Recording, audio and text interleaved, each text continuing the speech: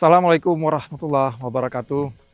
Alhamdulillahirabbil alamin. Wassalatu wassalamu ala asrafil anbiya'i wa mursalin wa ala alihi wa sahbihi ajmain. Shalli ala Sayyidina Muhammad wa ala ali Sayyidina Muhammad. Sahabat Bawaslu yang dirahmati Allah, Alkisah setelah bekerja di ladang dengan lelahnya, seekor kerbau mengeluh kepada seekor anjing. Kawanku, aku lelah sekali hari ini. Besok aku ingin istirahat 1 hari aja. Si anjing itu mengangguk dan kemudian terus berjalan. Dalam perjalanan, dia bertemu dengan seekor kucing. Dan dia bercerita kepada kucing bahwa si kerbau itu lelah sekali. Si bos memberikan pekerjaan yang sangat berat sehingga dia besok nggak mau kerja lagi. Si kucing mendengar kabar itu, dia berjalan. Dalam perjalanan dia bertemu dengan seekor monyet. Dan dia bercerita kepada monyet bahwa si kerbau besok nggak mau kerja lagi karena dia sangat lelah. Si bos memberikan pekerjaan yang sangat berat.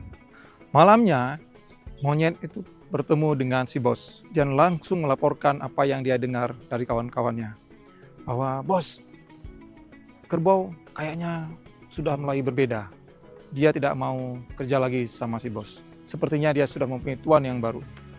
Nah, mendengar ini, si bos begitu sakit hati, marah, dan juga kecewa karena dia merasa dikhianati.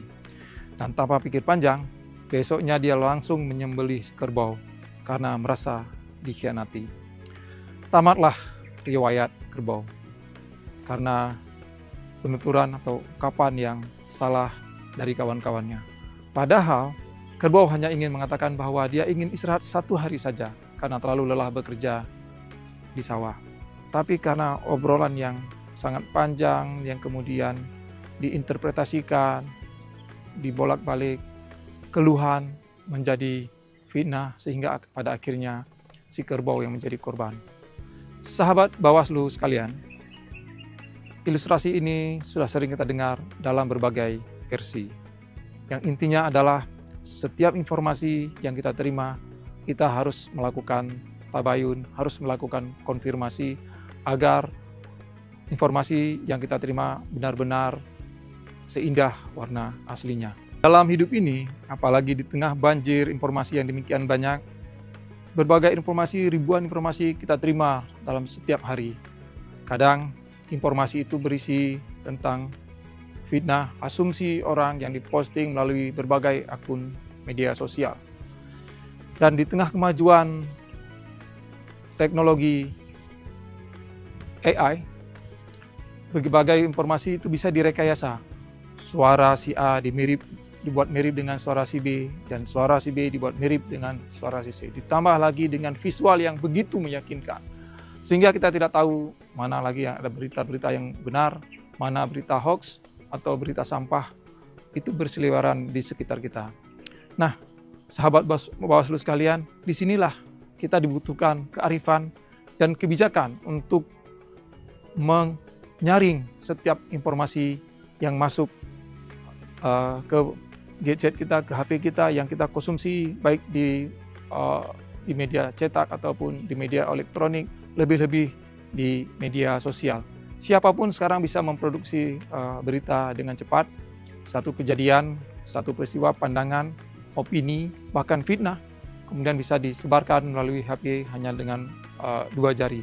Sehingga dalam kondisi seperti ini dituntut kearifan kita untuk selalu melakukan tabayun sesuai dengan perintah Allah pada surat Al-Hujurat ayat 6, agar ketika ada informasi yang dibawakan oleh orang-orang fasik, kita harus meneliti, melakukan tabayun, cross check apakah berita itu benar adanya, agar kita tidak mengambil kesimpulan, tidak mengambil keputusan dan kebijakan dari informasi yang keliru.